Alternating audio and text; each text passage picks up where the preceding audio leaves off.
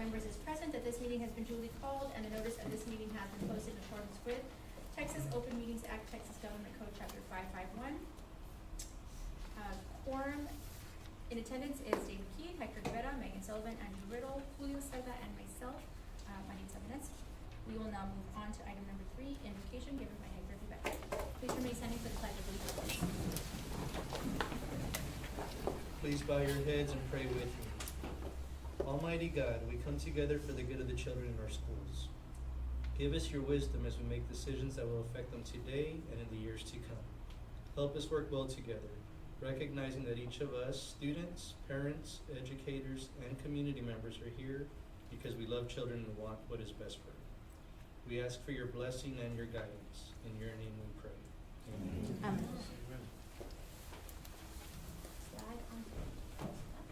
I pledge allegiance to the flag of the United States of America and to the republic for which it stands, one nation, under God, indivisible, with liberty and justice for all. Honor the Texas flag. I pledge allegiance to thee, Texas, one state, under God, one and indivisible. Thank you.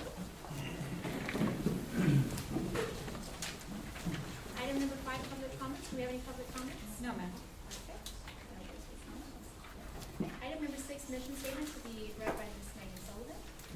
Sharyland ISD's mission is to inspire, educate, and empower all students to reach their full potential and become leaders of the highest moral character. Thank you, Ms. Sullivan. On to item number 7, which is public hearing on proposed budget and tax rate for 25-26. Thank you, Madam President, Dr. Howard, members of the board, staff, community members. This is a scheduled public hearing meeting and required by TEA.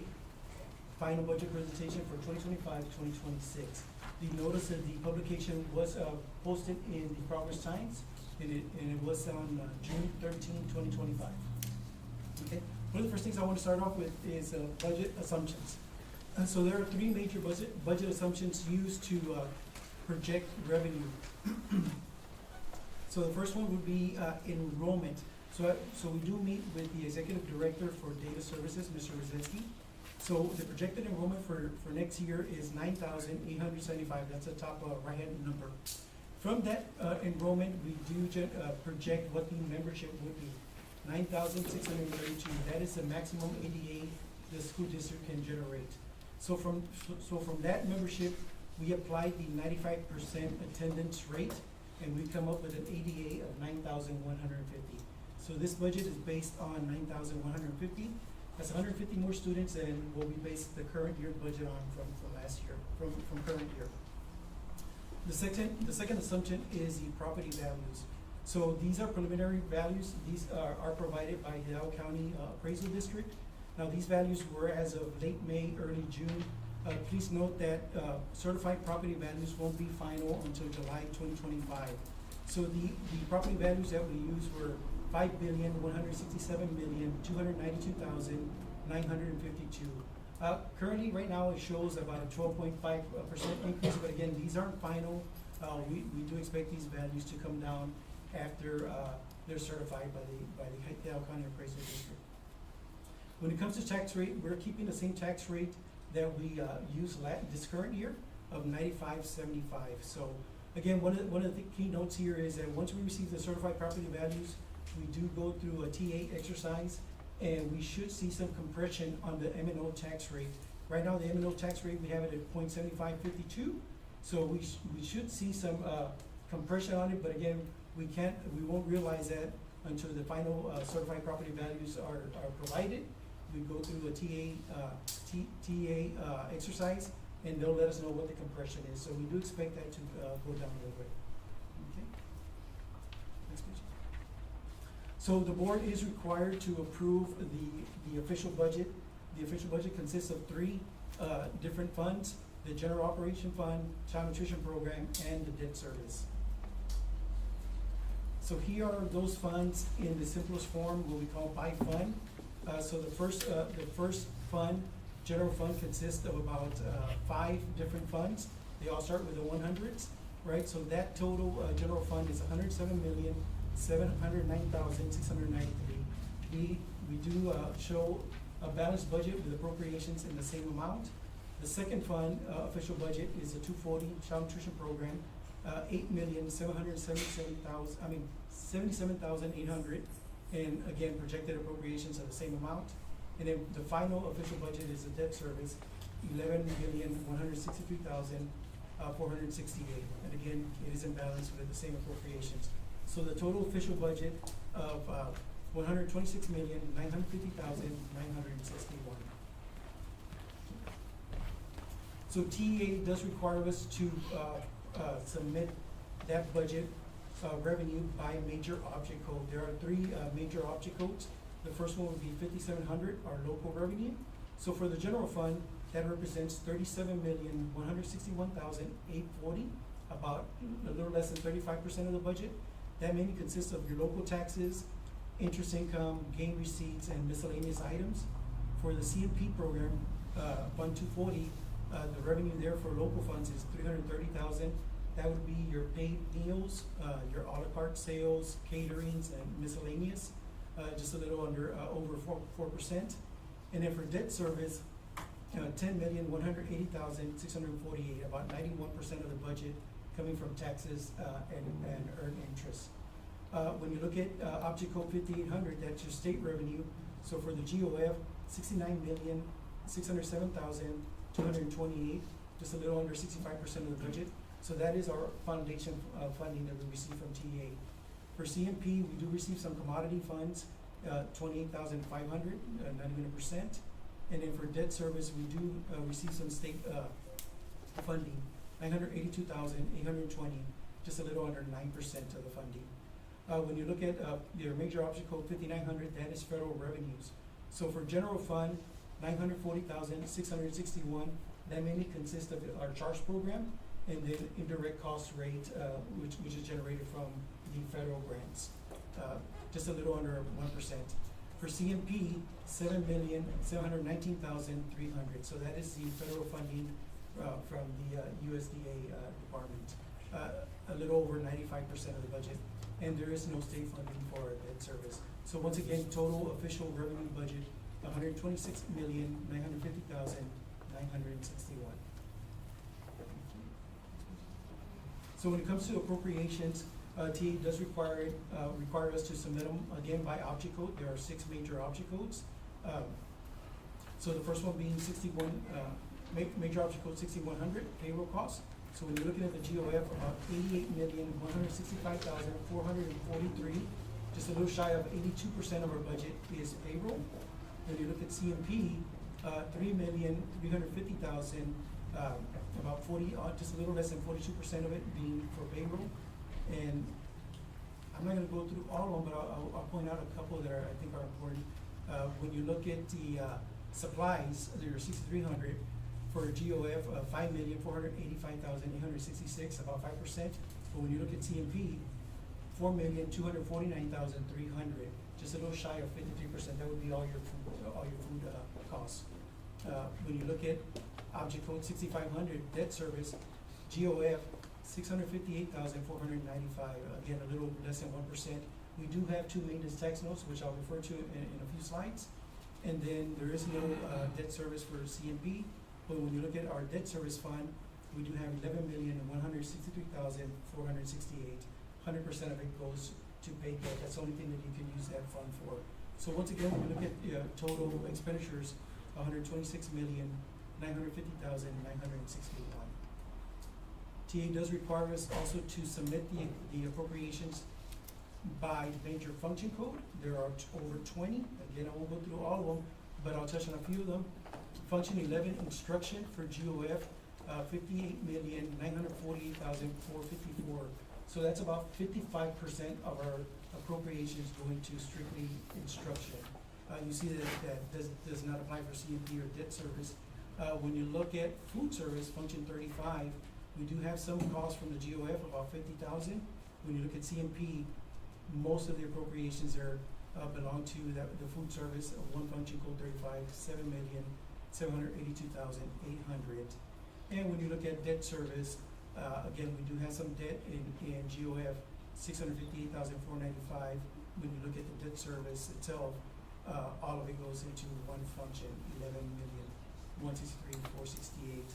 I do want to point out, you should point out a couple of them. When you look at function 41, $3,742,518. So we do get rated on the expenditure for administration, and that's just about 3%. So we're kind of in line where we're supposed to be. So 3% of it. So once again, we look at total appropriations by function, $126,950,960. Next question. Okay. So as curious what I was talking about, this is our outstanding bond. Our bond. So when you look at the fourth column there, outstanding principal. Currently, the district does have $66,690,000 in outstanding principal. Total debt, when you include the outstanding interest, $84,807,795. When you look at how much of it is, or maintenance tax notes, we have about $1,980,000 in outstanding principal, and then with interest, $2,191,622. We do have one of our maintenance tax notes, 2023, that is scheduled for another two years after the current budget. So we'll be done paying that bond off. Next page. So this is not a requirement, but I do like to provide it. This is what we call our supplemental budget. These are all our federal grants, our after-school care programs, and our insurance fund. Again, in total, $17,696,457. And again, they are in balance with the appropriations for the same amount. Can you go back one, Jaime? Yes, sir. Okay. I just wanna make a comment. On the $66,690,000 that we have the outstanding balance on the, bond issuance since 2005. Since 2013, when was the last bond that we did for Pioneer High School? We did the Pioneer bond in 2013, I believe, 2013. That's when it came on the books. How much did we owe back then? So prior to the Pioneer bond, we owed $76.3 million. And once we had Pioneer come on, we went up to $126.2 million. So it's been about 12 years, 13 years, and so we're back down to $66,690,000. Now, one of the things that we've done, if you look at the schedule there, is we have had several refinances, and most of those refinances have been for that $52 million of Pioneer. And so we've done a lot of savings for our taxpayers, for the community. Also, the past 3 years, we have taken advantage of defeasance. And so with our debt service, whatever we collected, we paid down as much of the bond as we could to take advantage of lower interest in those years and really bring down the bond costs. And that's kudos to you and to the previous superintendent and previous boards also for doing that. Yeah. That's excellent too. Yes, sir. We work real closely with Estrada and Ojosa, and they really look at our INS tax rate, and they give us that guidance on that tax rate. Again, keeping the community, how they feel also, right, with the tax rate, maintaining it lower, and then also being able to pay down this bond and saving a lot of millions in interest payments. And they're still actively looking for lower rates, right? Yes, ma'am. Let us know. Now, unfortunately, the past year or so, the interest rates went up, so we haven't been taking advantage of it. But mainly what they look at there is, they look at the interest rates, and that's why I list them there. They're looking at the 5 and 4%. Anytime we can take advantage of lowering that down, we take advantage of that, pay down the principal, and also, refinance and get those bonds at a lower rate. Well, I'm in a period of about 8 years, more or less, we've been able to basically get halfway down. Yes. And Yep. that's a short period of time, Yes, so. it is. Yeah, That's the exact comment that I wanted to make sure. Yeah, that- so that's a that great everybody- great job. Great job. Yes, sir. Okay, I think we got Thanks, one William, more for page. bringing that. So again, this budget was based, as we talked about in several of the workshops, this budget was based on current law. I know House Bill 2 has recently been signed, doesn't go into effect yet, right, but it's been signed. So these are some of the things that are still pending as we move forward. As I mentioned before, the certified appraised values, we won't have those till July 25th by law, right? Once we receive those values, then we can go back into TA and do the MCR calculation to determine what the actual compressed rate is gonna be for M&O, and we can set the actual tax rate that we're gonna need. At the same time, we'll be working on HB2 salary compensation plan. Well, we're working on it right now, but we'll have to have it finalized by August of 2025. The same thing with other HB2, other appropriations that are built in. And then, so in September, once we go through those exercises, we'll have to come back and approve the official tax rate. And then also, there is still something up for election. That's the additional 40,000 for the homestead exemption. So again, that'll take place in November. So all these items will have an effect on the budget we're approving right now. Again, this budget was based on current law at the time that we publicized it, right? And so again, TA does require us to submit a budget by July 1st, right? Because we're a July 1st school district. So once we approve it, we'll have to come back and amend it, more likely somewhere around late August, early September, depending on when we have everything ready. One thing I wanted to mention, right now, this is everything I had, but I did want to thank the board, superintendent, obviously the chiefs in the audience, the directors and staff, my staff, honored because again, this we've had, what, 4 or 5 workshops and then countless of meetings in between, right? So without their help, we couldn't put this budget together. But just a big thank you. This is a public hearing meeting, so it is open for questions from the board or even the public. Hi, Matt. I'm gonna take us back to the revenue side. Yes, sir. To the first slide. First slide? You mentioned the tax levy was $5,167,292,000,000. Yes, sir. If I take the 29,575 tax rate, that equates to roughly about $49 million in taxes being levied. In 2024, our tax roll was 41 million. Is that, am I accurate? I mean, am I Yes, sir. accurate to assume that'd be an $8 million increase? in Well, taxes? so if you recall also, when we did the budget, there was still some compression, we had to come back. And then also remember, we had disaster pennies in that tax rate. So those play into, we had about 0.0317 in disaster pennies in there. So once we figure that out, and then we actually get the true preliminary values, that number should come down a lot. So for instance, the final certified values that we had last year were $4,589,000,000. So we should see a lot of it come down. So you won't see that big increase. Speaking But of. there'll be, it's still a big surplus from. So there'll be an increase, yeah. There'll be an increase, yeah. And we see an increase every year because again, our property values continue to jump. Doesn't necessarily mean that the district's gonna see a whole bunch of revenue come in, right? Because what TA will do is say, okay, you're getting more tax revenue, we're gonna send you less funding, state funding. So at the end of the day, at the end of the day, the pie's a pie. It's a. Yeah, so let's assume it's 100 million even. So right now it could be showing, $40 million in taxes. If the taxes go up, they'll just reduce the state values or state funding, so we'll still be at $100 million. So it's not extra. So again, that's what I'm saying, we'll come back and bring it, but at the end of the day, the revenue that we project should be aligned to what we're projecting. And just so you know, sir, what we do is we go through these revenue exercises with Mo Casey and Associates, who is our one of the consultants, a TA consultant. So we'll run our numbers and we have them double check those numbers to make sure that we're accounting for it. We're the middle class of the school district. Lower middle class.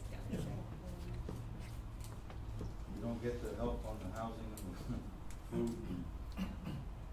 Good We question. can't afford the high stuff.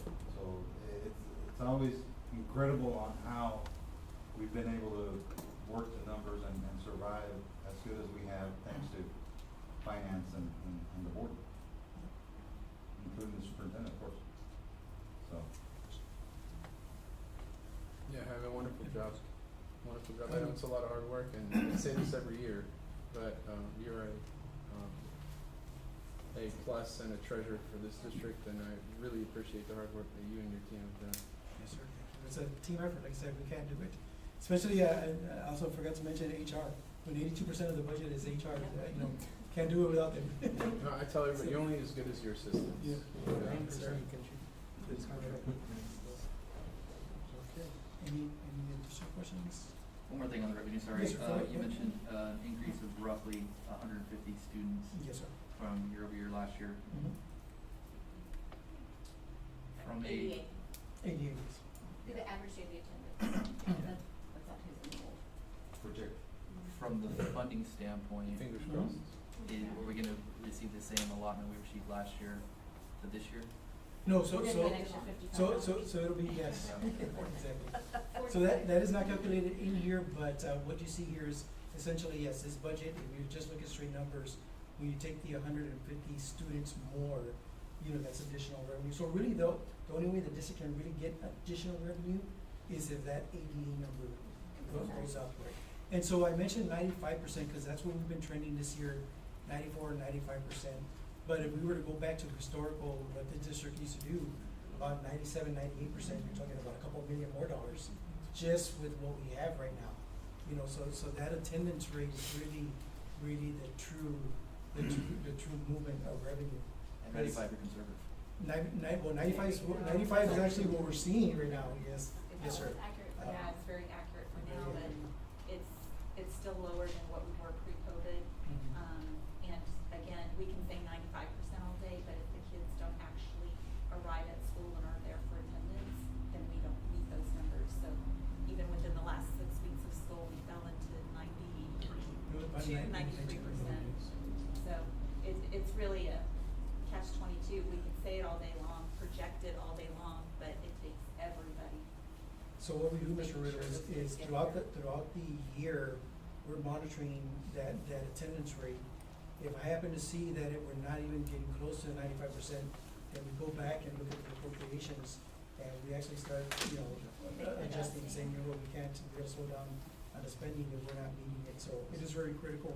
But again, in talking to Mr. Rosinski, the PEMS department, we think it's definitely attainable. We've talked about it several times with our principals to see what we can do, different initiatives for this coming year. So we're hoping that we put some of those things into play and we can increase that rate so we can see that additional funding. Thank you. Thank you, sir. Any additional questions from the public? Tammy, thank you again. I know we went through this with BOF. I'm excited about, I know it always comes down to, hey, it's balanced, but there's so much work that goes into it, and there's been so much movement and change inside the spreadsheet, right? And moving the columns and the cells around to make things look the same as a total, but different inside, that is gonna behoove the employees and the students. So thank you for that work, because I know it was hard and took a lot of time, so thank you for that. And I believe that all the communications that we've provided to the public and to ourselves, I think have helped tremendously on not having a lot of the public come in here and question our budget like dollars, but Transparency. Yes, sir. Okay, well, if we're done, then we will move on to item number 8, which is board reports. Item 8A is legislative update. Megan, do you have anything? Yeah, there's,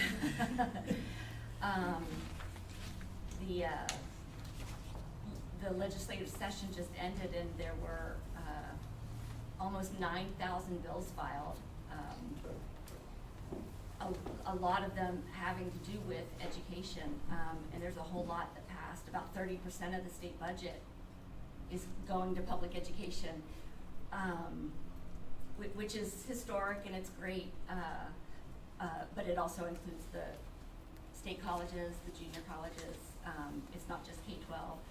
Some of the key bills that were passed had to do with school finance, library books, parental rights, student discipline, safety, school board governance changes, DEI, designated protected time for prayer, mental health absences, standardization of GPA and rank determination, virtual schools, and prohibiting cell phones or any personal devices that connect to the internet, bell to bell, on public schools.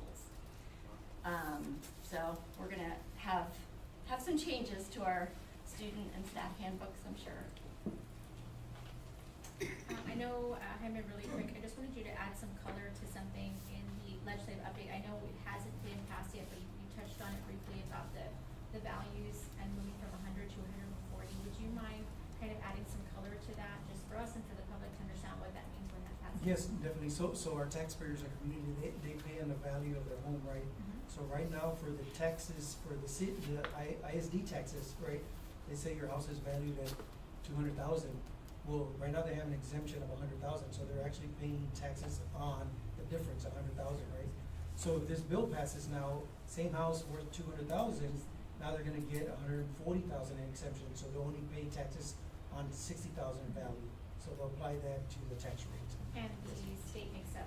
So, the so we, loss, yes, right? so there's some home harmonies and they'll make that adjustment and stuff like that. So again, if we generate less taxes, we're gonna generate more funding, more of foundation funding. So that's how it'll work out. Okay, perfect. Thank you. Any more on legislative update?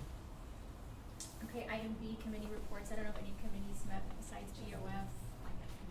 I'm sorry, before you go real quick, I Sure. kind of skipped over with, Megan, just had a couple questions on that. Have we discussed, I'm sure you'll have, on the bell-to-bell cell phone? Because I know that's going to be a hot topic. Well, the response, right, to start with, is that we are already starting to work on how to revisit our current policy with regard to this. We already have policy in place that prohibits the use of cell phones during the instructional day. However, the new legislation has changed the language and that it's really not even allowed to be on school property. All of that being said, the solutions to provide secure lockdown of these devices and take them out of the child's possession at the start of the day and return at the end of the day is not funded. I actually got information about that this week. Yep. That there are grants available, first come, first served, 20 Well, million. Right, and we're Not the middle enough to class cover it. of the public school Yeah. system, so Yeah. lower middle class, so we will not Sounds good. qualify because we all have, schools with lower socioeconomic boosted monies first. So we'll have to really look at that, but what we decided to do when we actually made the, decision this morning is that we're going to convene a group of administrators and teachers because they're the front line for this. And, take their input on how we should best manage it so that we can have a consistent plan across the district, especially for parents who have kids in multiple schools, so that they know that the standard at BL Gray is gonna be the same standard at Pioneer High School. Like, there's not gonna be a question, and then that way parents aren't having to jump through a lot of hoops that they absolutely know. So we're already going to begin the communications with that with our parents this week. The finalization of the actual plan, because we feel like the plan we have in place, the current policy, the current procedures have been sufficient, but now we've got to expound upon that, and the enforcement has to be a little more rigorous. So that will be an interesting thing because, again, it takes some time to write kids up or to take phones out of their possession. And, there's gonna be some concern about property rights and that kind of thing for parents, so. We'll have something to you soon. I had another question about it with the cell phone. I believe we approved, I know we discussed, I don't remember what the final decision was, the digital hall pass. I assume a digital hall pass goes to a student's phone. No, well, Okay. it could, but it does, we're not requiring that. Okay. They'll do the checkout on their Chromebooks in the classroom. Okay. And while we're on hot topics, designated time for prayer, how is that being outlined at the legislative level? So it can't be district led, right? So we have to usually during an advisory period or at some point during the day, we allow moment of silence and reflection. We'll, again, as these are coming to us, we've not received, the official update to the school district will be coming in the form of July 25th. Dr. Hinojosa is already registered to attend the legal meeting on this so that we can come back and make sure all of our regulations and policies have been updated. So, it'll be in the nuances of the word, the semantics of each of those legislative actions, right? Because they get very detailed. So, we'll know more July 25th guidance from the state. Perfect. And that'll be, TEA and TASC hosting that meeting. And lastly, Megan, you talked about library books. I didn't know if that was a positive or a negative as far as funding. It's not a funding issue, it's a requirement. All of these legislations are telling districts to come up with a policy that does fill in the blank.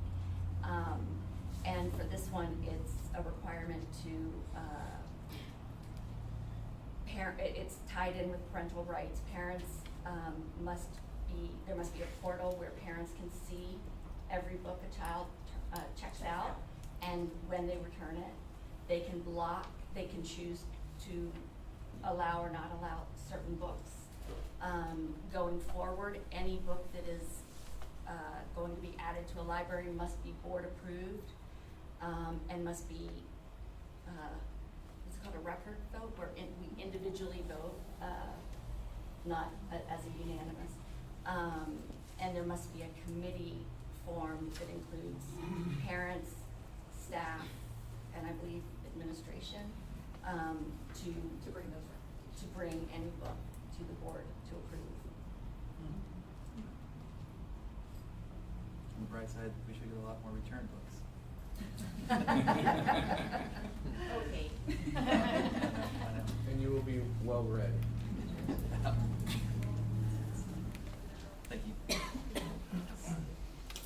On that note, Megan, thank you for always keeping us abreast of legislation. I'm going to move on to item C for board operating procedures, and what I would like to do is appoint trustee Megan Sullivan to form a committee to revisit and refresh our board operating procedures, and that's just part of our commitment to stay up to date with the public's expectations of us, and just really with as things are changing, I'd like to ask you to form that committee, and so we'll revisit that once you've got some information for us. Glad to. Thank you. On to item 9, superintendent reports. 9A, preliminary STAR score for 24-25. Okay, so we're gonna just go rather quickly. I do have Ms. Martinez here, our Executive Director of Curriculum Instruction and Accountability, who will be sharing with you the most recent data. And Mr. Serta, I believe she built in your 5-year, I think it's 6. We're gonna officially refer to that as the Serta report. There you go. It's the last slide, sir. You're for That you. one makes sense for All everybody. for you. So special. Good evening, Madam President Venecia, Dr. Howard, and Board. Tonight I am going to be going over the preliminary STAR 2024-2025 school year results. We will begin with RLA, which is Reading Language Arts. So what you have on the screen is you have every single grade level for RLA. You have the state, regional, and district performance. The district is in red, and it will be in red in all the other slides. But what I do want to point out is that for RLA, Sherryland ISD does continue to show growth in overall reading language arts performance in all grade levels, surpassing the region and the state. So it was one of those tests we were really, really worried about because of the writing component, but as you can see, we're outperforming at every single grade level. really Great like job. We're really proud of that. Math performance. As you can see, looking at the bar graphs, it varied by grade level in all areas in the state, region, and the district. We do have a couple of regional bright spots with our 6th grade math, 8th grade math, and Algebra 1 EOC performance. Right on. You can see that we really did well in those areas compared to the region and the state. However, we do have an area of concern with 7th grade. It's not only for SISD, but it's also for the region and the state, as you can see. And that was actually in the recent TAA, the To the Administrator address. They did talk about that 7th grade math did take a dip. This year, for those of you that don't know or forgot the last legislative session, Senate Bill 2124 in the 88th legislative session made it mandatory for the top 40% of the 5th grade math STAR performance, those students who are current 7th graders, to be placed in advanced math so that way they could take Algebra 1 by the time they're 8th graders. So you can see our 8th grade math did really well because that's a combination of 7th graders who are in that advanced math plus the 8th graders. However, it did have an impact on our 7th grade math performance. This is our science and social studies. 5th grade science does continue to be an area of concern across all 3 levels. Sorry, Yes, can we go back to that? absolutely. Just numbers, right? Yes, So, the same thing happened throughout the whole state? yes. So, on the blue and the gray, it should be up there also, So right? what happened here, Mr. Serta, is that the state changed the law, which said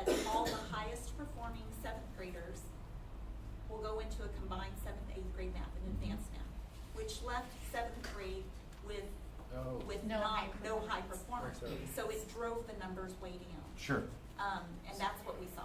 So same thing that happened in Sheridan should have happened in the state. It did, It it did. happened It did. across, you can see that. 31, 33, and We're 28. low. Okay, lower so than the I would have state. thought that it would have, okay, that's fine. But we're still, across the state and region, everybody cratered because the kids were forced into this upper math. And really, the parents can choose to opt their kids out.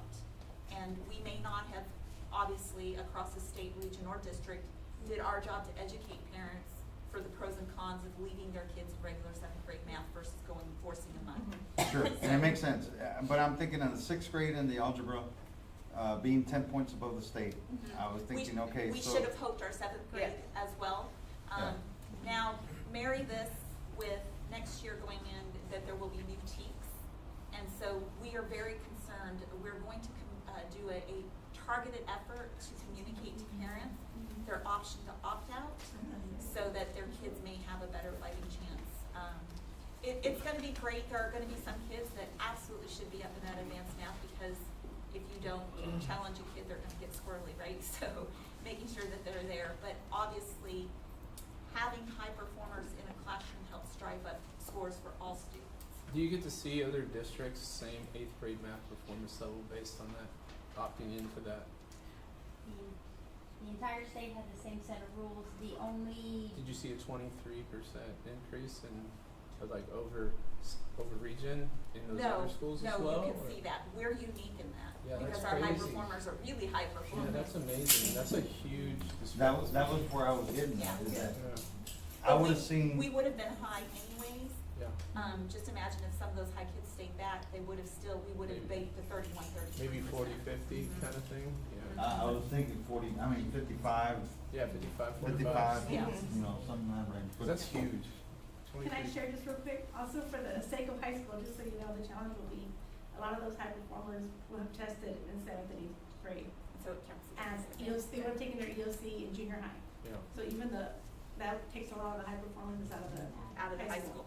So just throwing that out there for, And we all that's know gonna be how our fun, challenge we all this know year. how fun algebra is, Have to take that especially one. Jennifer, who's a genius at it. Thank you, Christopher. Thank you. Okay, going back to fifth grade science, that is an area of concern across all levels. If you are not aware, the fifth grade science STAR test does incorporate TEKS from third and fourth grade. So it is a 3 grade level assessment. So we are going to be working on building a stronger foundation in grades 3 and 4 to support our fifth grade science teachers.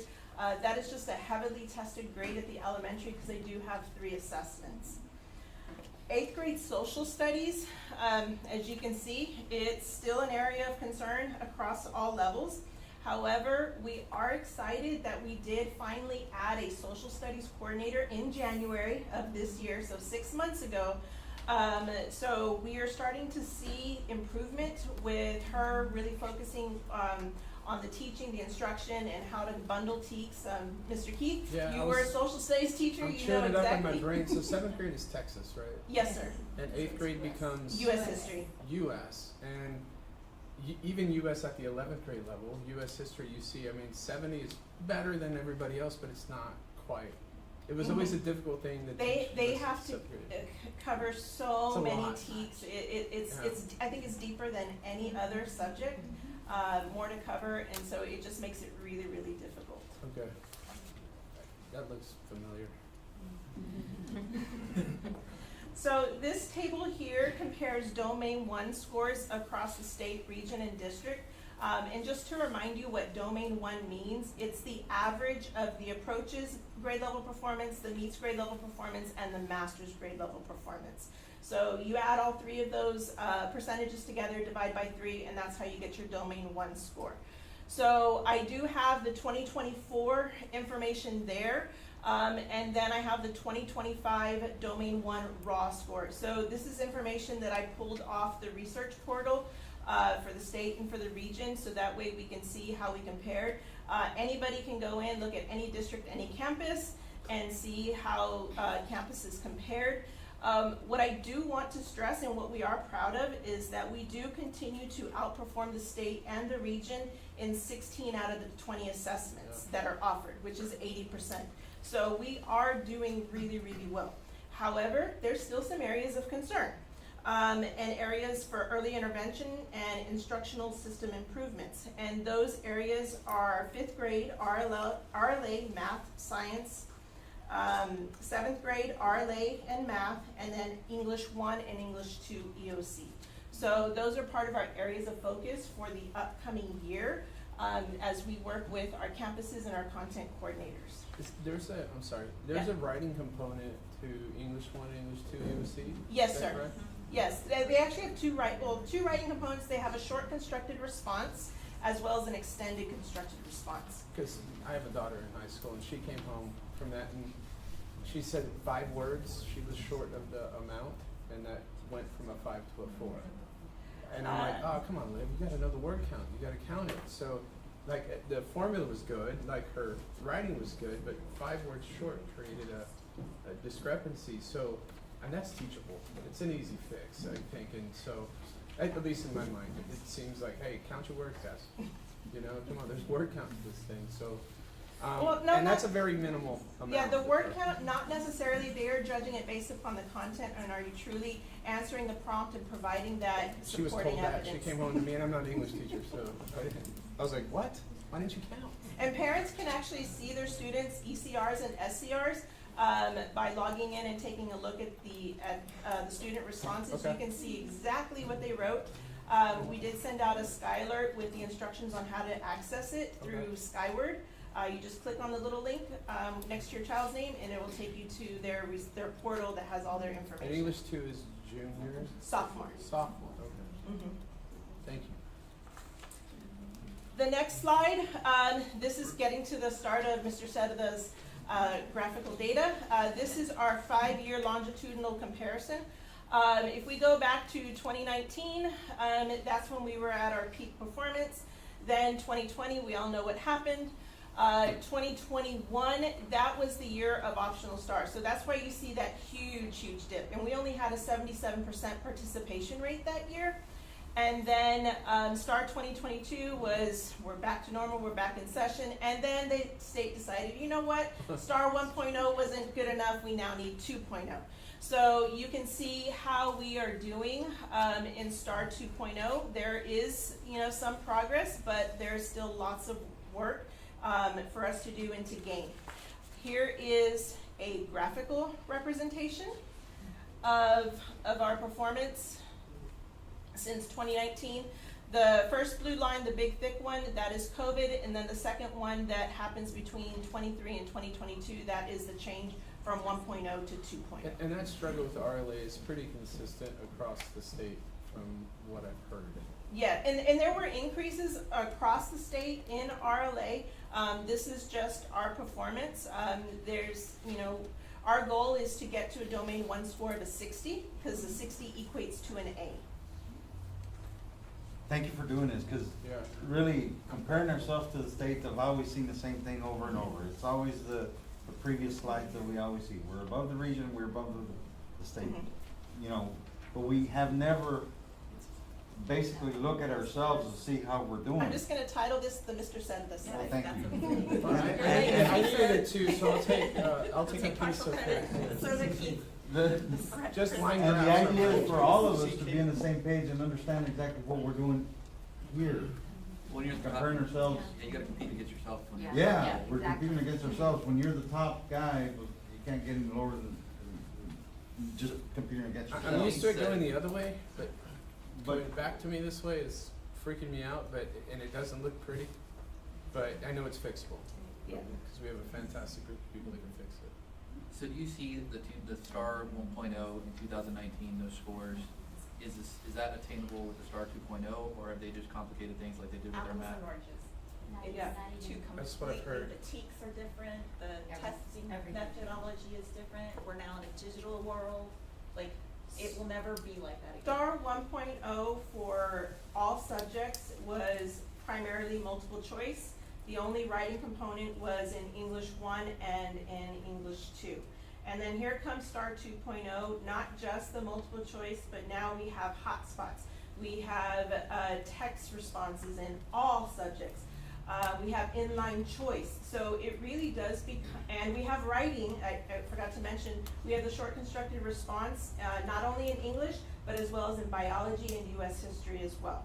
So it really does become a reading comprehension test, and you do have to be very, very careful in terms of how you answer the questions. And so I really do encourage all parents, staff members, especially if you've got kids, right now you can log into your students' portal, you can see the exact test questions, and you can see how easy it is for a student to get tripped up. They may know the skills because they've been taught them, but once you're put in that situation and it's just a difference of a word or two, for example, in the inline choice, it's basically complete the sentence. When you do a drop down and, okay, do you choose the top word or do you choose the bottom word? It becomes really, really difficult to decipher, and then if you lose focus for even a second, it can make a world of difference. So you go from star 1 opt-out to star 2 harder. Yes. Yes. That's a huge mountain to climb, and that explains those lines. Well, to me, okay, let's look at the red, right, or pink, or whatever that color is. We're still. And we're dipping, Yeah. we're going down. Yes, sir. And that's what I wanted to make sure that we looked at to compare ourselves to previous years, so that we can, Yeah. like they say in Spanish, let's put the batteries on and get this. It may have 3 years of data to work on. Yes, sir. Yeah. Understood. Yes. So.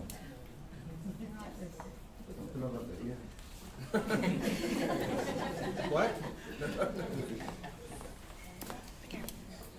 Lotteries. Thank you. Thanks, Jennifer. Thank you, gentlemen. Thanks. Thanks, Jennifer.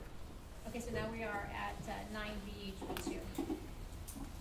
I was just gonna circle back around and just as a reminder, HB2 does not go into effect until September 1. So all of the budget presentation that you saw this evening is for current law. I just wanted to make sure that there was a clear understanding. The nuances of HB2 are still being teased out. We've done a lot.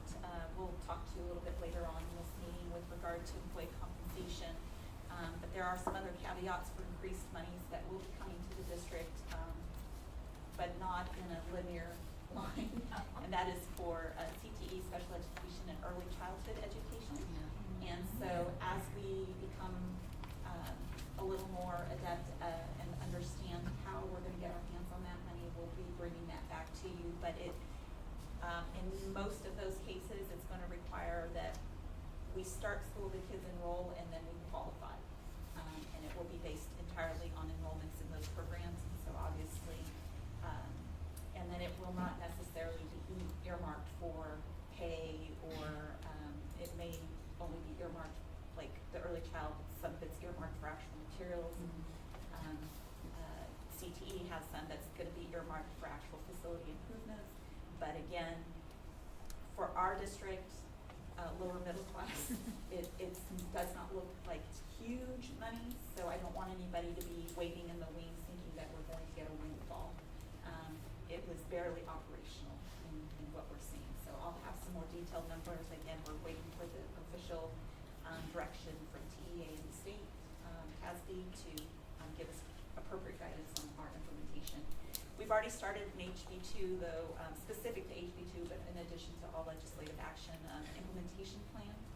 So that is where we're scripting out what we know the law is going to require, and then putting into place administrative responsibility of who's responsible for the implementation of that portion of the legislative change to the school district. So I should have a report to you by mid-July that will show all legislative action and what our current response from the district will be. And then we'll be sharing that out publicly. Since you touched base on that, I know there was a big talk about the $8 billion that was divvied out last month.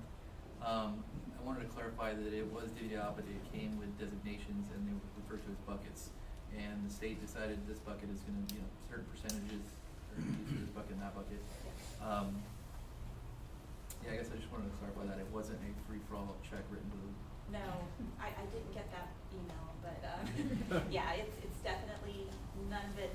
It's never linear, and some of the concern is that equally with passing for additional monies, that then they ear tag and we don't actually get unless we qualify. They also pass a lot of legislative mandates that are not funded. So now we're tasked with having to figure out a way to implement or enforce, and we don't have additional resources to do that. So I will continue to say that hashtag help us buy toilet paper still needs to be a conversation because we don't get additional monies to operate. And unfunded mandates is like sending your kid to go get the groceries without any money, so. No, Figure but they it out. have to get the food. Yeah. They have, it's a Yeah. requirement, Oh. but we're not gonna give you the funds to do it. Yeah.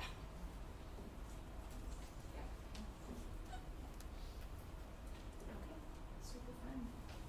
All right, so we're gonna move on to consent agenda, and before I go and read everything on consent agenda, is there anything that anybody wanted to pull out to discuss on the consent agenda?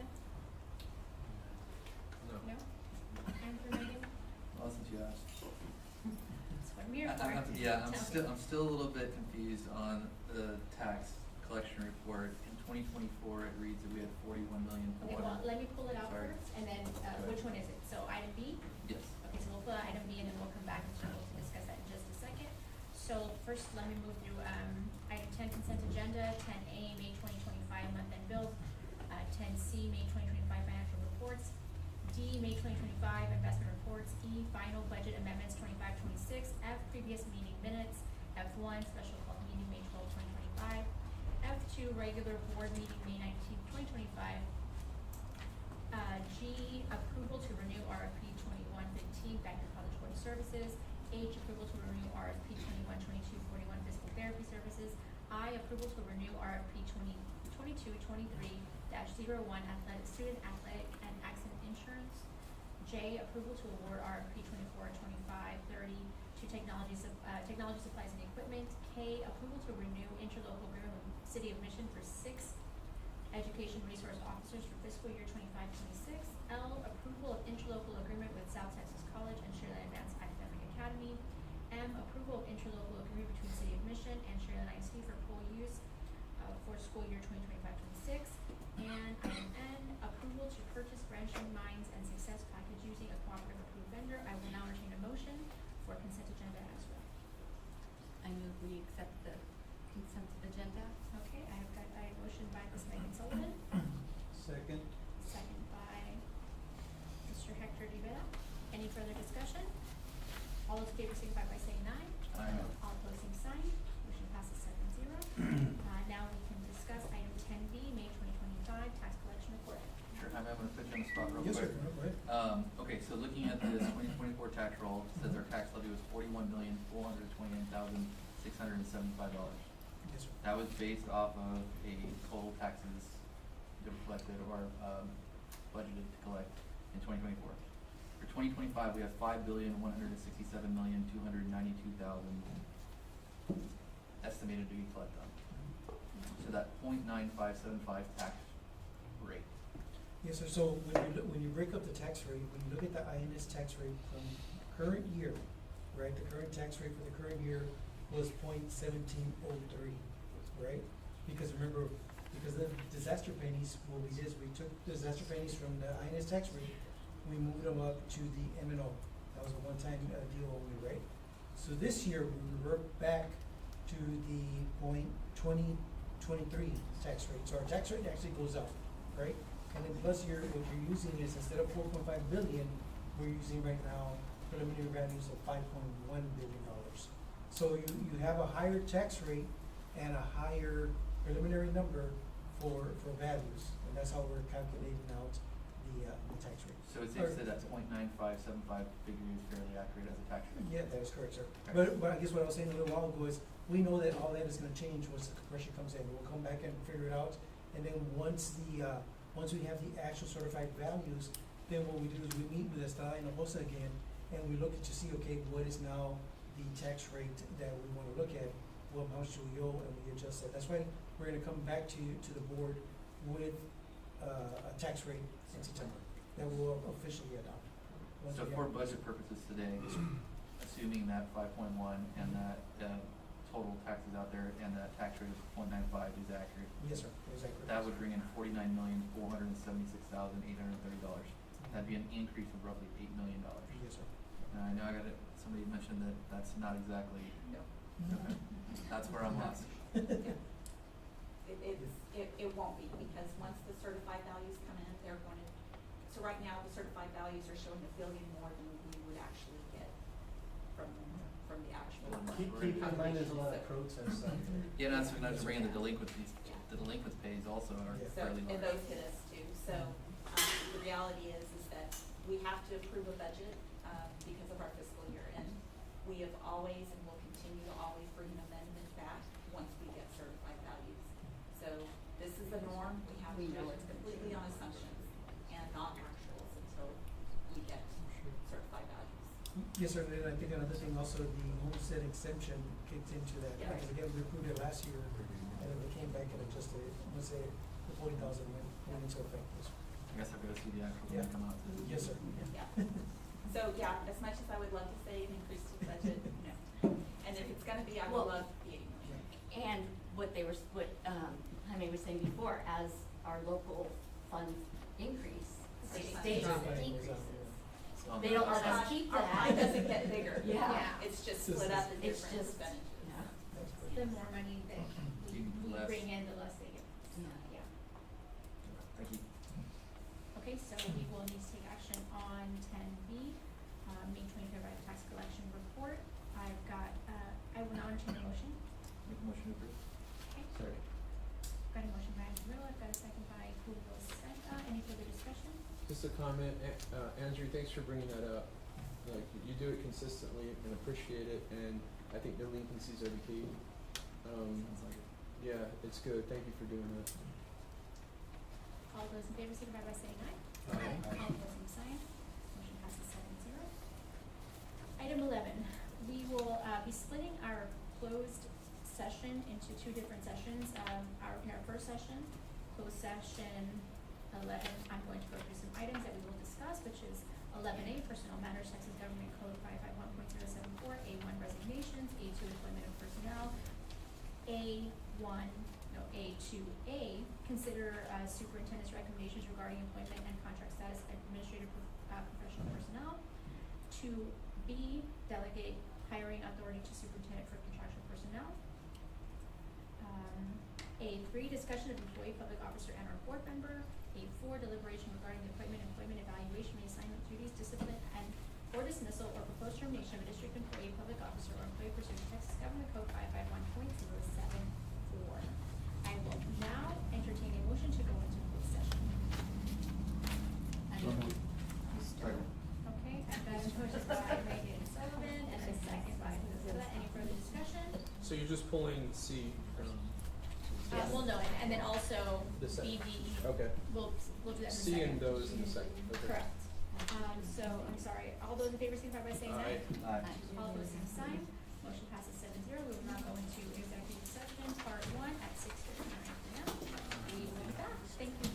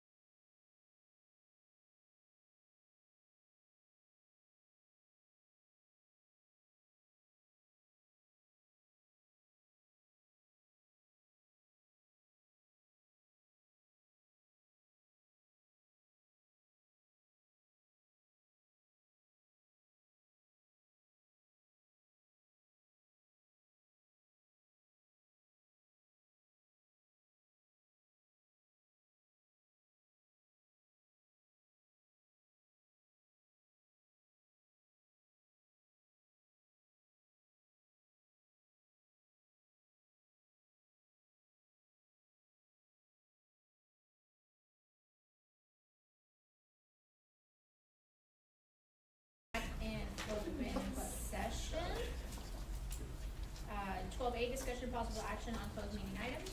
Yes, Madam President, I move that the Board of Trustees approve the administration's personnel report, including the assignment of certified staff, resignations, and employment contract recommendations for the 2024-25 and 25-26 school years.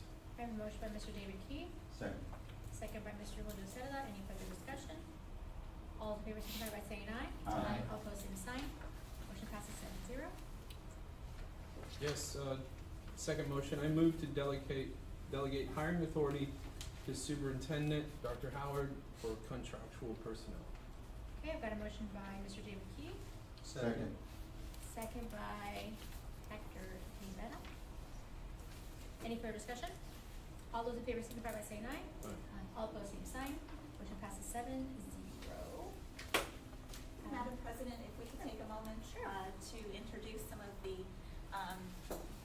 wonderful hires in tonight's personnel report. I'd first like to start, and this one is bittersweet, but I think that when we think about who we are as a district, that we can look within to find talent and to move that talent to a place to better serve the district. So tonight we are announcing Ms. Layla Colbinson as the new Director of Campus Improvement.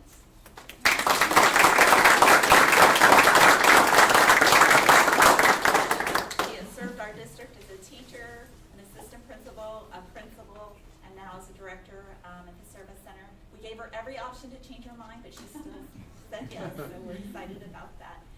Ms. Culberson will be assisting our administrative services department in offering compliance oversight for the TIA, or the Teacher Incentive Allotment Program.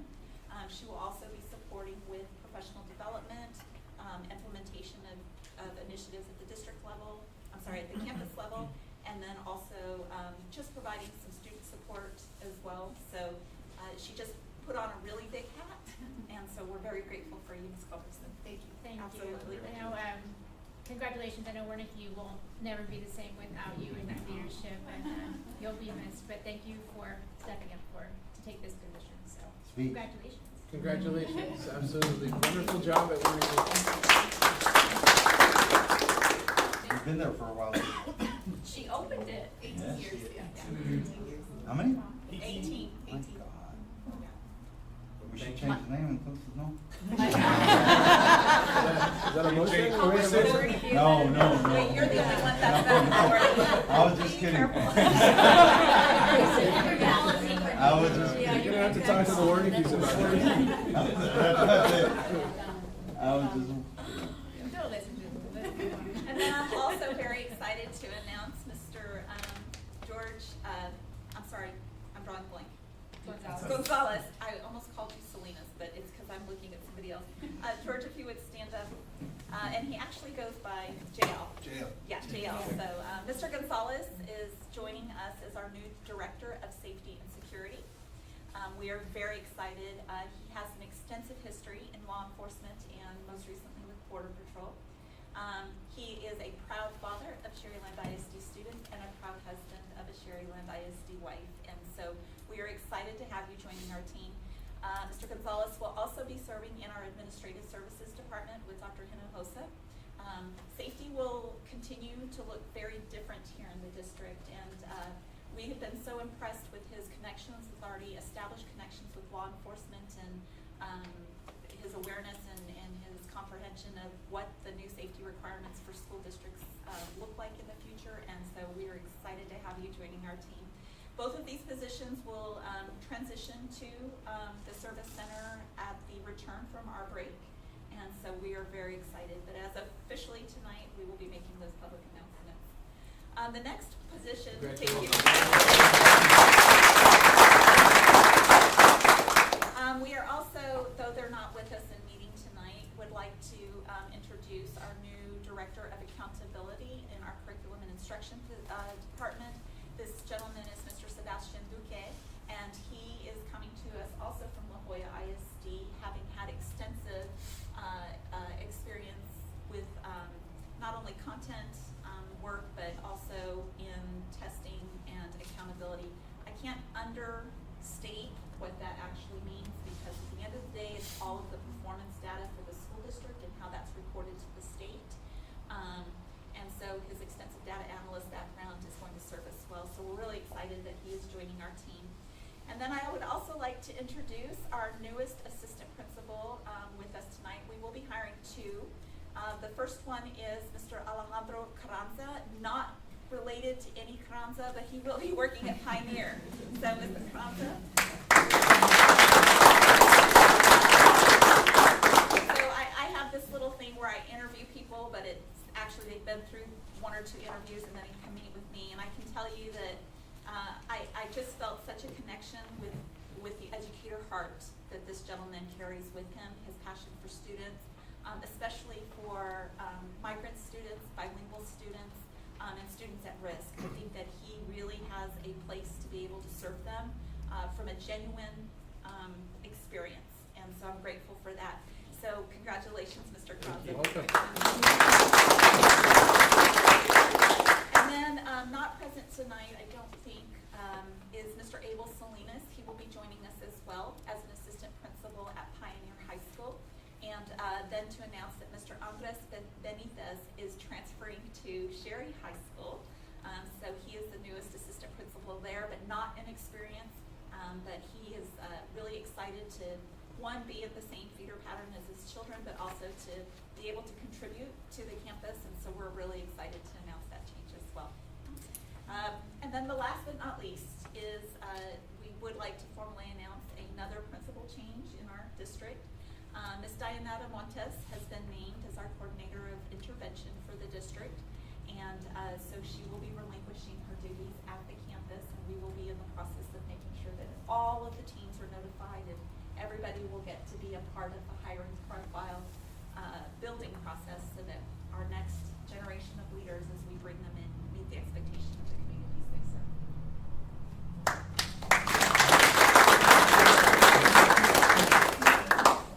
Oh, yes, thank you. And last but not least, Ms. Susie Garza, you would stand. I would like to announce the promotion of Ms. Garza from a director to a chief of human resources effective immediately. I think anybody who can put on training wheels and do what she's been able to do in her capacity, I think the years of her education background and administrative background has spoken well into her position now. And so, Ms. Garza, thank you, and I'm honored to be working with you as an executive of our district. Thank you.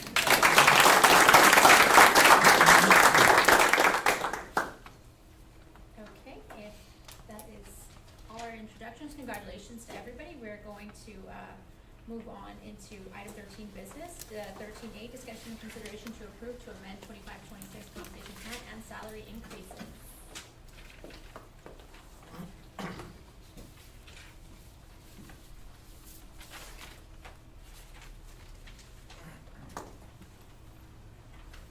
Good evening, President Venecia, Dr. Howard, members of the board. Tonight we bring to you the amended salary increase and compensation plan for the 25-26 school year for your consideration, which includes updates that are aligned with the implementation of House Bill 2. On May 19th, we did bring to you 3 salary increase scenarios to consider under current law, and option C was approved at that time, which included a 2% raise for all employees. This resulted in a $1,167.92 increase for all employees that were under the teacher, nurse, librarian schedule. And it also included a 2% increase based on the pay grade midpoint for all of our auxiliary, paraprofessional, clerical, paraprofessional, instructional, and professional staff. And that total impact to the district was $1.4 million. The options were presented to you prior to any state legislation and were approved pending the outcome of the 89th legislative session.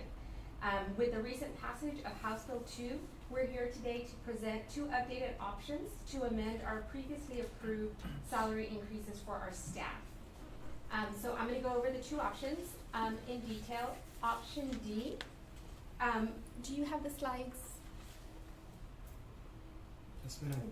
So that was option C that was approved. Option D, this is the first option that we present to you today. It reflects the required increases for teachers based on years of experience. The increase for teachers under House Bill 2 with 3 to 4 years of experience would be a total of $2,500. And any teacher with over 5 years of experience would be an increase of $5,000. The state under House Bill 2 did not allot funds for our 0 to 2 year teachers or for teachers that were not classified as classroom teachers. So those would include employees like our nurses, our librarians, our athletic trainers. So their increase would remain at the $1,167.92 that was approved in May. Additionally, in option D, for our auxiliary and para-instructional staff, we are proposing the 2% midpoint plus the difference of $1 to equal $1 an hour per hour increase. So what does that mean? If our para-instructional staff got a 30-cent increase at the 2%, we would subtract that from the $1, give them an additional 70 cents, so at the end their hourly rate would increase by a full $1. For our para-clerical staff, this is any employee who is compensated under our clerical support pay band. We are looking at the 2% increase from the midpoint that was approved in May, plus additional adjustments based on the changes to their work calendars.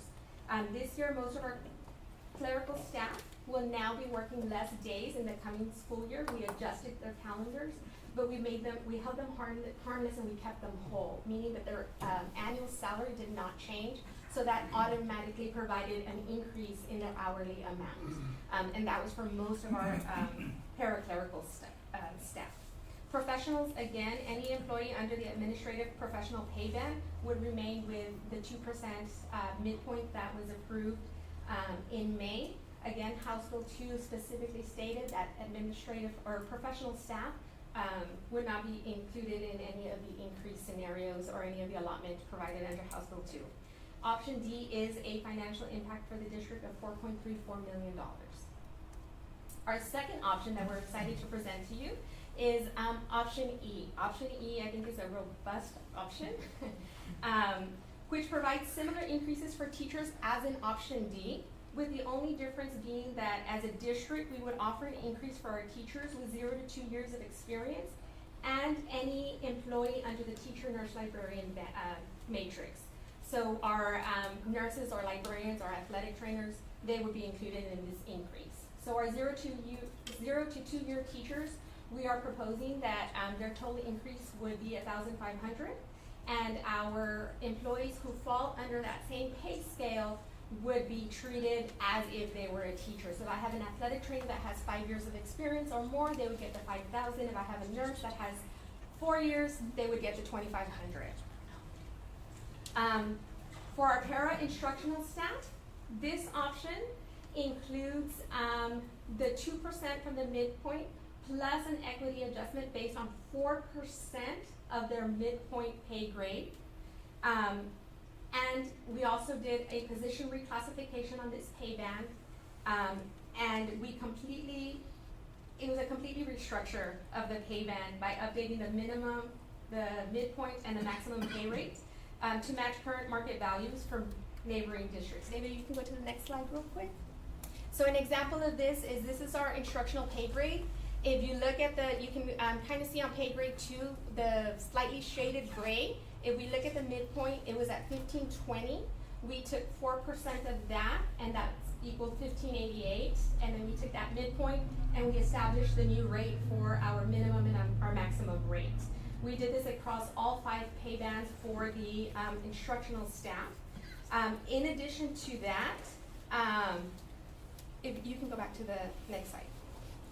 These adjustments helped align, again, with current market value for our neighboring districts. In addition to those pay grade adjustments of the minimum midpoint and the maximum rate, we reclassified all those positions based on the intensity of the position and the skill set required. So we looked at each of our instructional support, and we took our special ed aides right now in the current model. They're all a pay grade 3.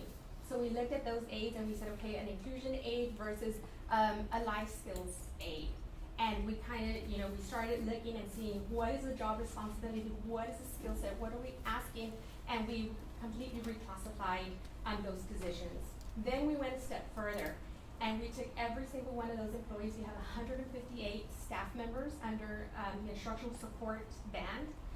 We looked at their years of experience. Even if they've been with us for 30 years, we took their 30 years, we recalculated all their salaries using our new salary calculation formulas, and we equitized their salaries. So some of our para-instructional support staff will be receiving anywhere between a 4% raise all the way up to close to 10% of a raise, depending on, you know, where they're at. So the work that we did here is the start to the work that's gonna be done for all of our other employees.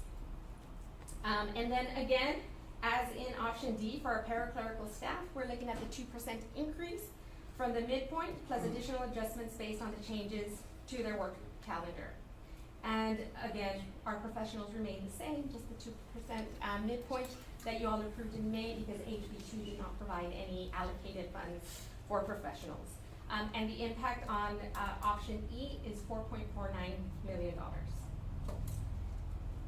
You can skip the next slide and go to the right there. In addition to the amended salary increases, we want to bring to you a few changes to our stipends for next year. This is just a few changes that we identified based on some immediate need, immediate market value work that we're starting to do. Our work with stipends will continue into next year. So a few of the changes that we are proposing is in our CTE Ag Animal Sciences. For anybody hired after the 24-25 school year, the stipend would increase to $7,500. Right now it is $2,300.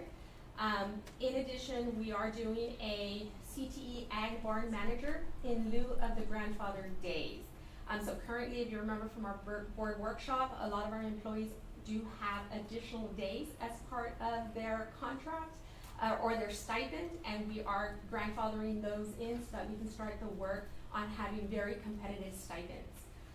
Our mariachi assistant director, we are proposing to increase that from $1,500 to $2,500. Our department and grade level chairs, we are proposing to make a one standard stipend of $1,200. Right now, currently, the way our stipend is for our department or grade level chairs, it depends, right? So if I'm a dance teacher and there's 3 people in my department, well, I get a certain amount. I get $300, $400.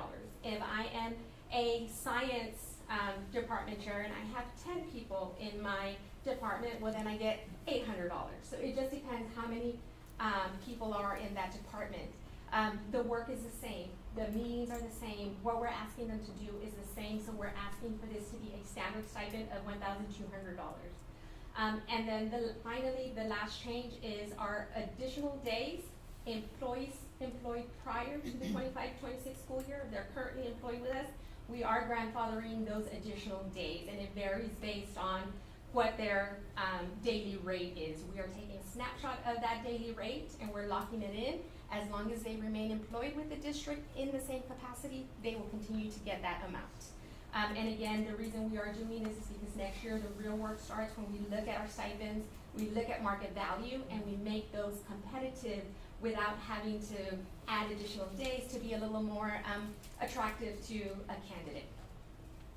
So at this time, the administration does recommend your consideration for approval for option E for salary increases. Option E will ensure, one, that we are in compliance with the mandates of House Bill 2, and it presents an opportunity for us where we can begin the work on restructuring pay bands and building a compensation model that in the long run is competitive and sustainable.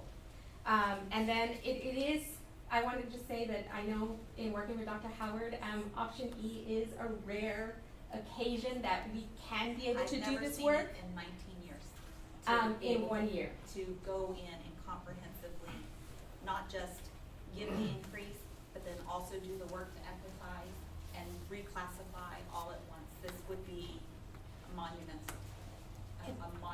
Can I ask a clarifying question here? Am I understanding correctly that the steps now are Market value. and they're in line with, because there were some steps that you had go from one year to the next and have like a $300 raise? Oh, no, okay, so the teacher step scale, we continue to decompress that and Okay. work on that. So that will take more than what the state's given us Okay. to make that happen.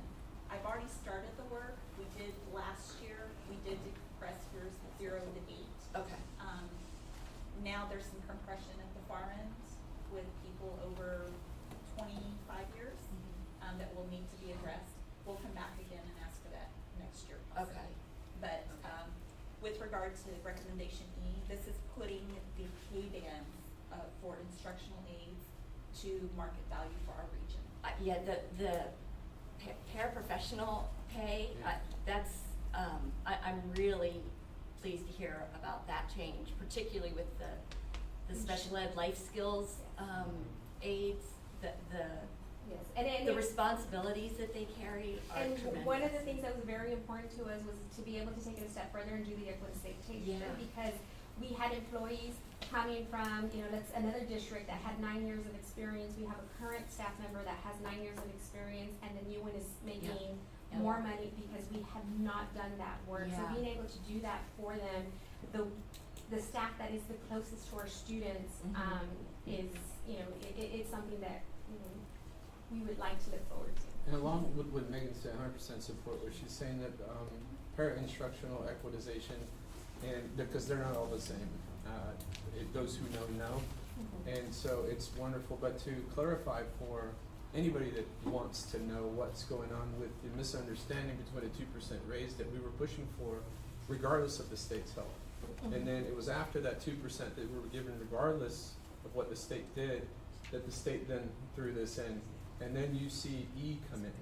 So no, you're not getting $5,000 more than the 2%. It's going to equal to 5,000. What you would have gotten had we not done a 2% initially. That was kind of a safety net.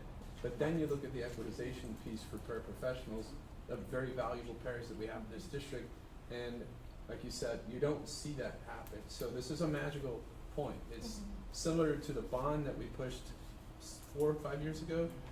6 years ago, where it lost by 6 votes or whatever, where that was a no tax increase kind of bubble that you could grab it. This is one of those bubbles, and we can't miss something like that because that's vital to Right. what it does for our 0 to 2s teachers, what it does for every other teacher after that, and equitizes the paras and supports everybody along the lines of student support and teacher support. So that's it. I'll stop And this there. is not a one and done, this is just the beginning of the work. Yeah. This is an example of, we will get to, part of the compensation plan build out in the phases that we're gonna go through. We did phase 1 through 3 all at once, right, for para-instructional. But the work is going to be done for our paraclerical and our auxiliary and eventually our professionals.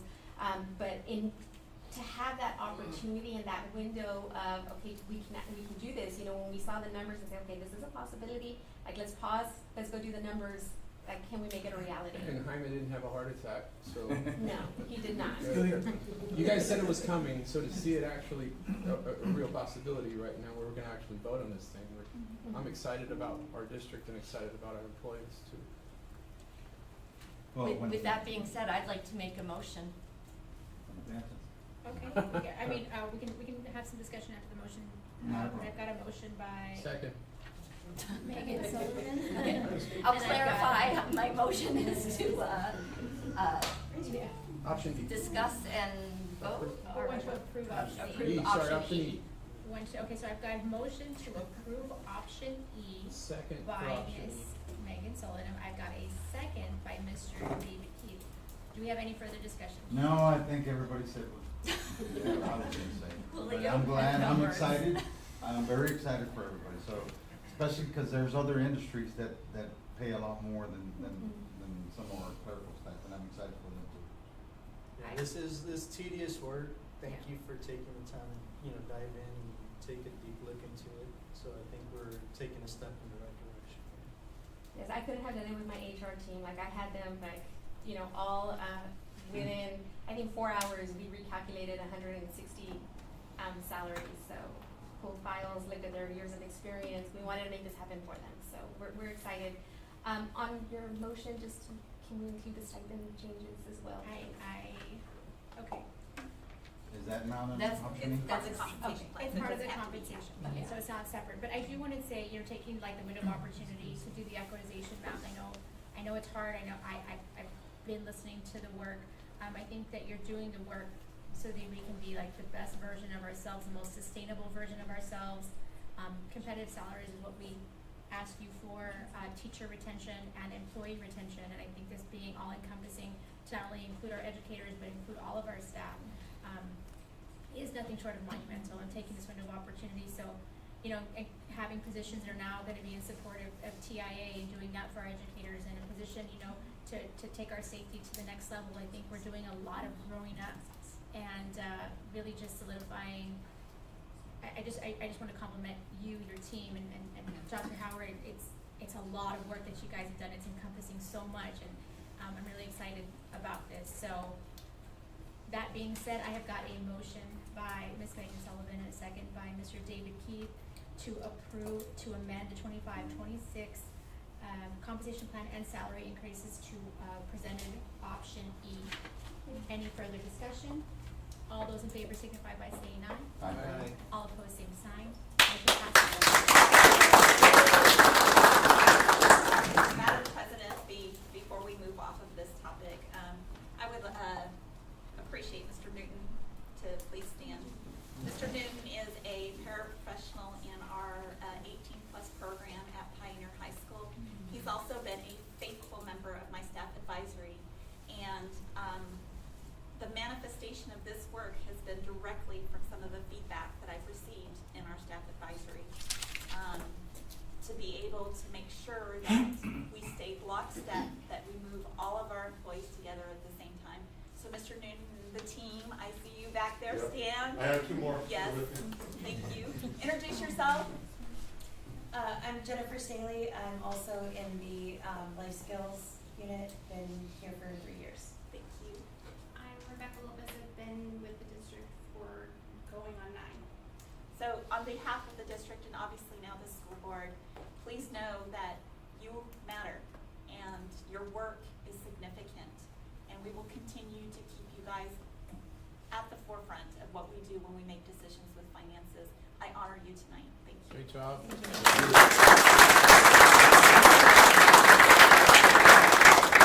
want to give credit where credit is due. Ms. Garza, if you would please stand. I wish I could take credit for this phenomenal recommendation tonight, but this absolutely was the brainchild of our new Chief of Human Resources, who on her own saw a window of opportunity and just asked, what if? And to be able to come and, one, to get me to sit still for 5 minutes, to get the work going in this direction. But Susie, thank you for looking out for all of our employees. What you were able to do tonight, unprecedented. I never did as a chief of HR, and so thank you for the level of care and thoughtfulness that this took to bring forth this recommendation. That's fine.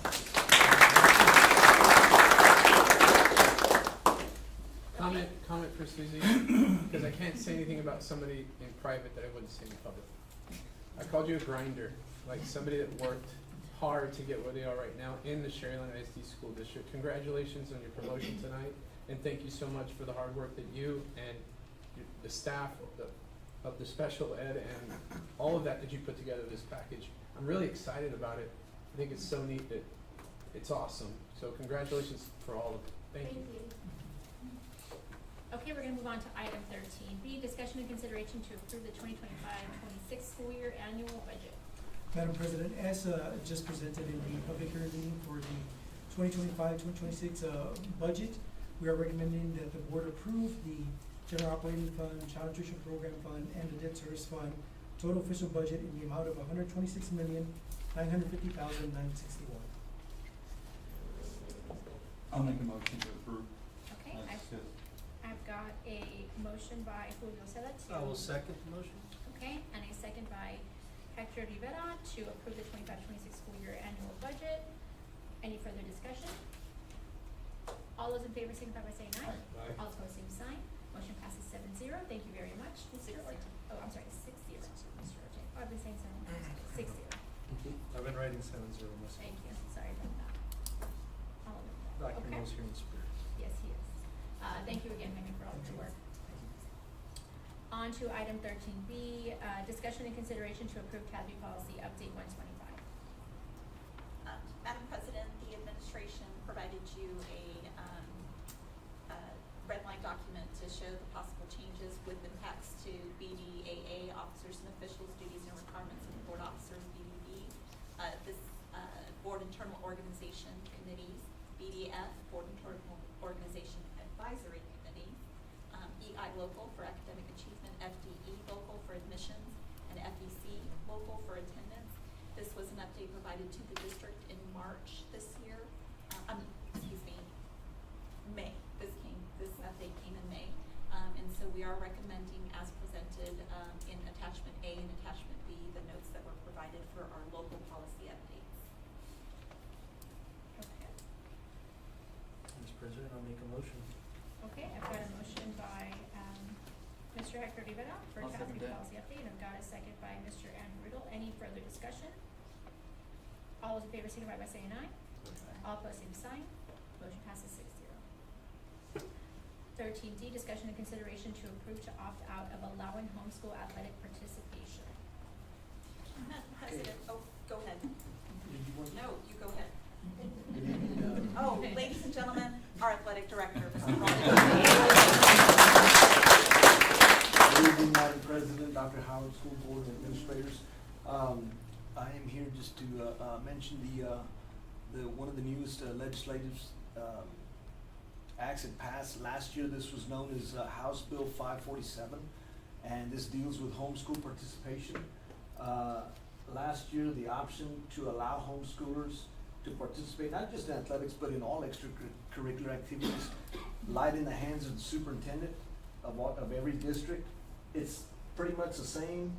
This year, the only option is, instead of opting in and allowing homeschoolers to participate in extracurricular activities, now school districts are tasked with opting out, and that decision lies in the hands of the school board.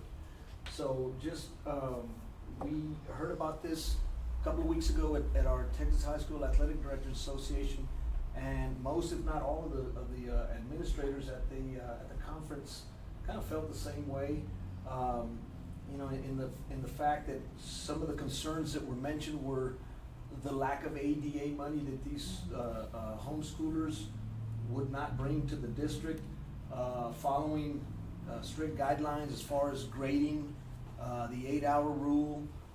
These were concerns that were brought forward when we discussed this in cabinet. One of the things that was mentioned is, if our curriculum is not good enough for homeschoolers, how or why can our extracurriculars be? So I just want to inform you guys, just in speaking to athletic administrators around the valley, most of them are gonna encourage their school boards to opt out.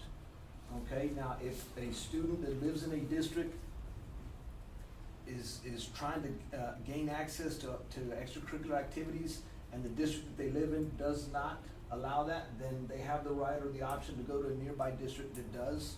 But just talking to some of the surrounding school districts, most if not all of them are gonna opt out.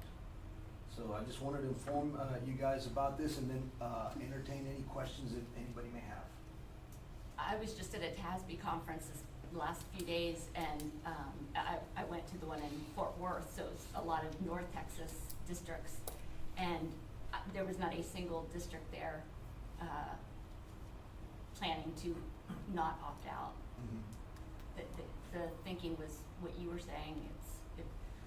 I think it's if you're not going to come to school here, what, you know, we're not. Well, Right. why? And the funding, that didn't even get discussed, but that's an excellent point. Right. You said, I'm sorry, I got a question actually. You said most, so what schools are wanting to? I don't, Mr. Keith, I don't know. I I don't can't know. answer that question. Okay, so we could assume that those that are in the really athletic area in high schools and high schools that are operating in the UIL and probably even TAFs Mhm. are not gonna allow Right. homeschool students to participate. They have their own, You could I know they have their own probably- leagues to participate. There's a small minority that are going to allow. I think one of them may be Hutto, Okay. based on the research that I've done. But here in our region, in our area, the surrounding districts are gonna opt out. Okay. In the policy, how specific are they in terms of the curriculum piece and it's not very specific, it's just allow homeschoolers to come in. Right, and one of the things With that. mom grading the homework. One of the concerns is just the strict guidelines that we use for our students that are enrolled. Right. And the grading procedures and policies, here's another one, the 8-hour rule. You know, or the 300 minutes. Right. During a school day, who's gonna monitor that? Who ends up monitoring that is gonna be us, is gonna be myself or my staff, and so that's gonna be tedious. Okay. You know, what's gonna happen to that freshman football player that's given $800 of equipment and then decides to quit the third week of the season? Who's gonna pick that equipment up? When they're enrolled here, we can hold their certificate, or we've got leverage to get the property back. So these are some of the concerns that have been commonly expressed. Thank you. Any other questions for Coach? Okay. I'll now entertain a motion, consideration to approve to opt out of allowing homeschool athletic. I'd like to make a motion to approve the opt-out homeschool participation. Got a motion by Second. David Keith, a second by Julio Cesar. Any further discussion? All those in favor signify by saying aye. Aye. All opposed, same sign. Motion passes 6-0. Thank you, Coach. Yes, thank you, Coach Carmen. On to item E, discussion and consideration to approve award to CSP 2425-28 at Eau Garza Elementary School paving improvements. Madam President, Dr. Howard, school board members.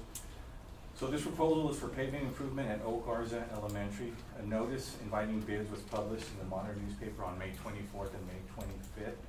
Proposals were due Tuesday, June 17th, at which time they were publicly open and read aloud. The recap is a total of 7 proposals were received and thoroughly evaluated. 3 proposals failed to submit the required information outlined in the bid solicitation and were deemed non-responsive. 4 proposals were considered responsive and met the district's stated requirements. Of the responsive proposals, 3 were within the district's budget. The lowest cost responsive proposal also received the highest overall ranking based on the evaluation. So we are recommending Rio United Builders that had an original price of $336,123.20. We did go out for best and final, and we did come down a little bit, so their new price now is $331,123.20. So we are recommending approval. Okay. Mr. President, I'll make a motion. Okay, I've got a motion by Mr. Hector Rivera to approve. And this was discussed in detail in the finance committee workshop. Okay, I've got a motion by Hector Rivera, Second. second by Mr. Julio Cesar. Any further discussion on this item? All in favor signify by saying aye. Aye. All opposed, same sign. Motion passes 6-0. On to item F, discussion and consideration to approve RFP 2425-29 on property insurance. Okay, thank you again. The proposal for the district property insurance policy, a notice inviting bids was published in the Monitor newspaper on May 17th and 24th. Proposals were originally due by June 12th, however, an addendum was issued and extended to the deadline of Tuesday, June 17th, 2025. Proposals were open, read aloud. We only got 1 proposal, but I think that the board will be very happy with the proposal. So right now, if you look at proposals on the second page, our building values are $247,266,183. Plus we have values of 52,000, or content values of 52,484,496, as well as other values at totaling 18,292,580. So it gives us a total insured value of $318,043,269. So the original proposal had a coverage limit of $100 million, and that came in at $998,001, which is a decrease of just a little over $500,000. There was a little small catch to it, and that was that our deductible went up from a $50,000 deductible to a $250,000 deductible. But still, the cost savings in there far outweighs the increase in the deductible. They did offer a second proposal, and this is the one that we are asking for approval, and that is to take the coverage limit from $100 million to $200 million. That will cost the district approximately $106,000. We feel that with the environment, with the weather, the storms coming in, we're in hurricane season, that would be a safe bet for the district. Again, we are still well below the budget that we had just last year. So we are asking for approval for that option. Okay, so just in summation, $998,000, which is a $500,000 savings for $100 million. We have the option for $100 and how much extra? For $200 million, for $100 million more, so it'll bring the total to $200 million. 200 million, but what's the extra cost? $106,000. 106,000. So if we choose the $2 million policy, we're still at $394,000 from last year. If we choose the 998 policy, we're at $500,000 savings from last year. A little bit higher, yes, ma'am. Somewhere in there, Somewhere, right? yes. But one is 100 million and one is 200 million. Yes, ma'am. Okay. Deductible is the same? The deductible did go up from 50,000 to 200,000, so that. Right, but for for the 100 or full 200? Yes, yes, the deductible's the same. Everything is the same, just what we're buying is more, coverage to the policy. You are recommending the $200 million in coverage? Yes, ma'am, I am, just because of the storms that we see brewing out there and the damages that we've seen, we saw earlier this spring, town get wiped out in North Carolina, so those things like that. And then the cost to rebuild had just been skyrocketing, so. Madam President, we just discussed this at BOF, and I'd like to go with the recommendation of the 200 million coverage Okay. for the 1.1 million. A second. Okay, so I've got a motion to approve for 200 million coverage by Mr. Julio Serna, and I've got a second by, I heard Me. David Key. Any further discussion on this item? How many times we used the insurance last year and have to pay that deductible? This past year, no, the previous year, we had about $1.5 million, $2 million policy, coverage, or, Claims. claim. What about that windstorm? That And then windstorm, the deductible at that point was 50,000. You know, the day we hit 200 million, we're all gonna see the God, same no, motion that's not- coming Yeah. down. Anyway, it's good. But $250,000 deductible. Well, we say that, but then when you saw all the posts get hit a few years ago, Well, you. and they did literally use it. levied their campuses, yeah. Not this past year. I don't think anybody else would say. So if we have to use it, then it's about $200 million, it's about a $200,000 savings. If we don't, it's about $450,000. Yeah, I know, I just kind of, yeah. Yeah, it's kind of one of those, my concern would be just seeing what the cost, to rebuild, the replacement costs. are getting up there. Okay, I'll now take a vote. I've got a motion by Julio Serna, a second by David Key. All those in favor signify by saying aye. All opposed, same sign. Motion passes 6-0. We are on to our final business item, which is item 13G, discussion and consideration to approve award RFP 2425-32 security guard services. Madam President, this is another bid that was discussed at the BOF. Once again, we did advertise in the Monitor newspaper on May 31st and June 7th. District did receive 17 proposals. All proposals met the district's requirement. Everyone go to the bid page. So we did have two vendors who submitted a lower bid than what we're gonna recommend. The reason, as we discussed at the BOF, was just experience on her. So administration is recommending MOG Protection Services for a contract in the amount of $877,448, and that is based on 169 days of instructional days. Madam President, we did discuss this in BOF extensively, and I go with the recommendation of staff with MLG Protection Services. Okay, And I will second that, Mr. President. Okay, I've got a motion by Mr. Julio Serna and a second by Mr. Hector Rivera to approve award to MLG Protection Services. Any further discussion? Okay, all those in favor signify by saying aye. Aye. All opposed, same sign. Motion passes 6-0. We are now going back to item 14, part 2, no, I'm sorry. Item 11, part 2, closed meeting. In this closed meeting, we will be discussing item AC, superintendent evaluation and contract, B, student discipline, C, deliberation regarding security devices and or security audits, D, deliberation regarding real property, Texas Government Code 551.072, D1, possible sale of easement to the Oakland County Drainage District Number 1 through an interlocal agreement, and E, consultation with attorney regarding A, pending or conflict litigation, B, a settlement offer, C, a matter where the duty of the attorney to Sharyland Independent School District under the Texas disciplinary rules of professional conduct of the State Bar of Texas clearly conflicts with Chapter 551 of the Texas Government Code, Texas Government Code 551.071. I will will now entertain a motion to go into closed meeting. So moved. Who said that? David. Okay, I've got a motion by David Key, a second by Julio Seda. Any further discussion? All those in favor, signify by saying aye. Aye. All opposed, same sign. We will now go into closed session He was just at stretching. 8:35. Thank you.